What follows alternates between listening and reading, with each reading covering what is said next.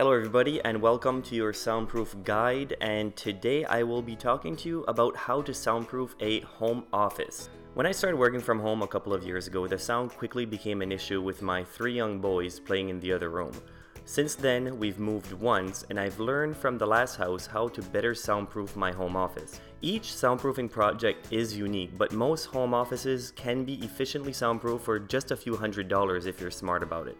I am going to give you 8 different steps on how to soundproof your home office, and if you follow at least 2 or 3 of these steps, you should be well on your way to have a quieter office. So let's begin with step 1 is soundproofing the door. So soundproofing the door is basically the most important and biggest problem of your home office regarding noise. The least expensive and quickest way to soundproof your door is to get an inexpensive soundproof weather strip. You can have a thick door made of solid steel, but it won't make much difference regarding sound barriers if you have a massive crack at the bottom of your thick door. So if you have a carpet under your home office door, then you'll at least need a draft stopper. A draft stopper will glide across the bottom of the carpet and provide soundproofing. So you'll use the adhesive strip around the top of the door and the door jamb and the door sweep on the bottom of the door to fill in all the gaps. So next thing to consider regarding the door would be to consider changing it to a solid core door. So if you don't know if you have a solid or hollow core door, all you need to do is knock on it. If it sounds heavy and thick like a chunk of wood, then you have a solid core door. Basically, all exterior doors will be solid core, but doors that leads into another interior room of the house are almost always hollow core doors, which do very little for soundproofing. If you have a hollow core interior door leading to your office, or even worse, a glass garden style door, consider heading to your local hardware store and buying a solid core door for around $100. And it's not a bad idea to couple that with the door sweep at the bottom and even the weather stripping around it to give you even more sound isolation. Step 2 would be preventing structural sound from entering your home office as best as possible. In my previous house, my home office was directly above the garage. Since the garage door opener was mounted to the ceiling downstairs, the vibrations were sent through the studs directly into my home office. The experts call this structural sound. The only way to stop structural sound is by using isolation techniques. This means separating layers of your wall so the vibrations of sound can be dampened and not pass through the next layer. So the way you do this is by hiring a handyman to install a second layer of drywall on all of the walls in your office, and this will dramatically reduce the level of sound, especially low frequency noise like traffic and structural sound. When your handyman comes, you'll need to have a sound channel and sound clips available that he'll install between the layers of drywall to stop the sound.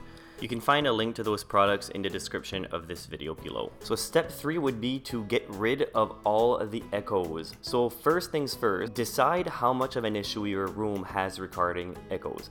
Walk into the room and shut the door and yell something as loud as you can. Listen for the remarkably short echo after screaming to see how much vibration is happening within the interior of the office. Think, for every single sound that comes into your office, that sound is reverberating for another quarter second or so. Preventing echo won't make the room quieter, but it will make any echo sound much less annoying. So that's mainly why anyone would want to control and reduce as much echo as possible. And fortunately, stopping echo is very simple. First of all, look to your floors. If you have tiles, wood, or another hard surface flooring, this will dramatically increase echo. The solution is simple. Go off and buy a big and thick plush rug and lay it on the floor so the sound waves can be absorbed into the carpet and not bounce off the floor, creating echo. So the next thing you should look to reduce echo are the walls and the windows. Put up curtains to keep noise from bouncing off the windows, and put some paintings on the wall or even a soundproof blanket to soak up all the noise and to prevent it from bouncing off the walls. The key here is adding as much thick, soft material around the room as possible to make your soundproofing as effective as possible. Step 4 would be soundproofing paint. Have you ever heard of soundproof paint? While it does exist and would actually contribute to sound absorption and noise blocking of up to 30%. The soundproof paint that I've worked with in the past is called acousti-coat. Acousti-coat is a water-based paint injected with microspheres and sound-absorbing fillers. The soft pigments of the fillers absorb sound and help to prevent it from bouncing off the walls and ceiling. Noise in the 500 Hz range is reduced by 30%. 500 Hz is the mid-frequency of the human voice. Now this type of paint will especially help on the ceiling when you have people above you walking around and talking. Step 5 would be soundproofing the air vents. I bet you never thought of soundproofing the air vents, have you?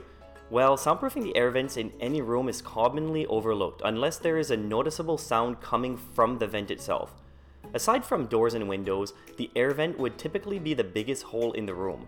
The most significant difference, however, between the doors and windows versus the air vent is that the air vent is open while the others are not. So here, if you're just looking at an above door air vent going from the office to the hallway or to another room, one thing you could do is block it off entirely and paint over it if you don't need the air transfer. The second option would be to install a vent silencer between the two vent covers. And the third option is to build a sound maze inside the vent. This will significantly help reduce the transfer of sound waves, but will not block the flow of air coming in from another room. I have a link in the description of this video on how to build your very own sound maze. It's actually not that difficult to do yourself. Now, if you're dealing with an air vent attached to a heating or cooling system, there are ways to make it a bit quieter if you're having issues with noise. The most common noise coming from an air duct would be vibrational noise while the air is pushing through the grill. Either the metal air shaft is vibrating or the grill itself is making a vibrational noise. Either way, stick a few strips of sound absorbing tape directly on the air shaft. The tape should reduce the vibration reasonably quickly. So now let's say you just can't soundproof your office adequately enough to do what you want to do. And the next 3 steps I'm going to talk about is something that you can do to work around that. Step 1 is something that I've actually done myself in the past, is move your home office outside. Usually I would move my office during the summer months and work outside on my back deck.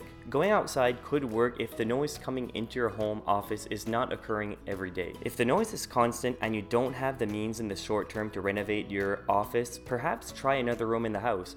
I, for one, find the garage the quietest place in the house when my kids are terrorizing the inside of my home. Most people like myself do not require that much space these days regarding a home office. I like to work on a desktop computer if I am working on a larger project, but most of the time all I need is my laptop and an internet connection and a chair for just a couple of hours a day. Option number 2, trade the noise with white noise. So if you can't move to another area of your home and you're forever stuck attempting to soundproof your home office, then there are things you can do to help drown out some of the noise. Try a white noise machine. If you can still hear the background noise, then a white noise machine could help in your efforts to make your home office more peaceful. A white noise machine works by creating a constant noise. Unlike a thunderstorm or waves crashing on the beach, which is not constant, white noise is more in line with the sound of a fan, let's say. A fan emits a constant noise while a lightning storm creates jarring noise when lightning strikes. The white noise machine I always recommend is the MarrPack Dome. So the reason why I like this white noise machine compared to its competitors is because there is an actual fan inside the machine that creates the white noise. Most of their competitors uses a speaker. So if you're going to go that route, you might as well just download an app on your phone and use the speaker on your phone. A little bit cheaper than going and buying a machine that does the same thing. And also the MarrPack Dome is one of the only white noise machine that is officially recommended by the National Sleep Foundation. You can find a link to this product in the description below. And option 3, try noise cancelling headphones. If you've tried these before, you would know that it drowns out a constant noise. So basically, if the noise coming into your home office is people talking or kids yelling, then noise cancelling headphones will not do one bit of good to you. But if it's something else, like a droning sound that drives you crazy, well, these types of headphones could actually be the answer. And on the plus side, they're not as expensive as they used to be. So the last tip I have for you is to plan before you begin soundproofing your home office. Sometimes the biggest downfall of any project, be it major or minor, is the lack of planning that went on before the job started. Before you do anything, write down on a piece of paper exactly what noises are the ones you want to eliminate and where they are coming from. If the noise is coming exclusively from outside, then focus on the exterior walls and the window. There's no need just yet to attempt to soundproof your office door if you're worried about a barking dog or outside traffic. All I'm saying is soundproofing a room in your house does not have to be terribly costly or complicated. All you need to do is figure out where the culprit is and fix it, and stop worrying about soundproofing anything else in your home office that you don't need to worry about. So that's all I have for now, and if you liked our video, please subscribe to our channel and click the like button.